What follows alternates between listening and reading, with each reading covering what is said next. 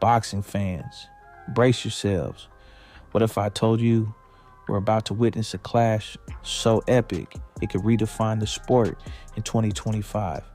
Today we're diving into the Stevenson versus Floyd Schofield matchup, a battle that's got more storylines than a Netflix series.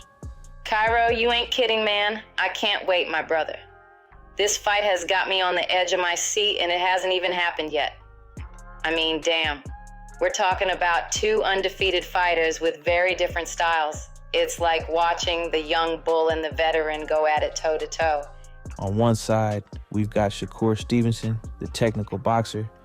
This guy's got a perfect record of 22 wins, no losses with 10 KOs. But it's not just about the numbers with Stevenson. It's how he achieves his victories by not getting hit. Right. Stevenson is like a boxing professor in the ring. His footwork is something else. It's like he's got the floor mapped out in his head. And his defense, man, trying to hit this guy must feel like trying to catch smoke with your bare hands. Well, that's a perfect analogy. And let's not forget his ring IQ. Stevenson has the skills and ability to read his opponents, to know exactly when to engage and when to step back. It's like he's always 3 steps ahead. But here's the thing. For all his technical brilliance, Stevenson isn't known for his knockout power. Only 10 KOs out of 22 wins. That's not shabby, but it's not Tank Davis either. How do you think that plays into this matchup? But you see, that's where things get interesting when we look at his opponent, Floyd Schofield. This young guy comes in with a perfect 18 wins, no losses on his record. But check this out, 12 of those wins are by knockout. We're talking about a 66% KO rate. That's some serious stopping power. He can go beast mode at any second. Schofield is like a tornado in that ring. He's got that explosive power that can end a fight in the blink of an eye. And at just 22 years old, he's already making waves in the boxing world. But here's where it gets tricky. That aggression can sometimes be a double-edged sword, right? Absolutely. Schofield's tendency to be aggressive can leave him open for counters. And against someone like Stevenson, who's a master of exploiting those openings, that spells trouble. It's the classic matchup of the Matador versus the Bull. Stevenson with his finesse and technique, trying to outmaneuver the raw power and aggression of Schofield, a strong, hungry dog. That's a damn good analogy. And it really highlights the key question of this fight.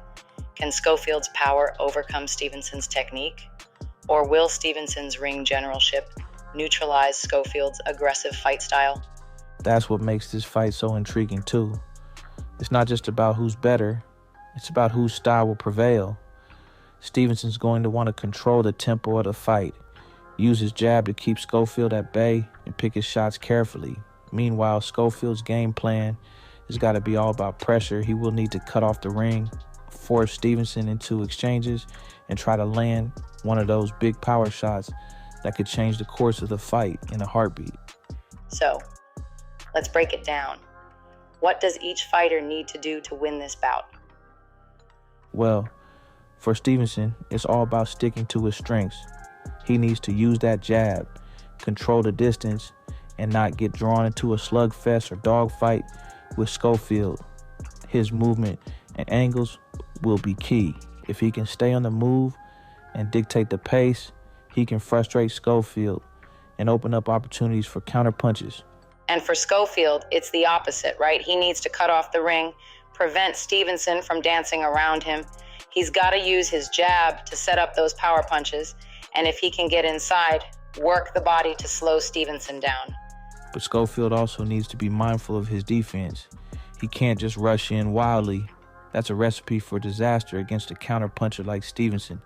Shit, the boxing fans already calling him Sean Porter with all that aggression.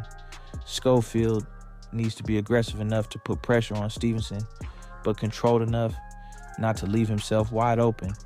You know, it reminds me of that old saying in boxing, styles make fights.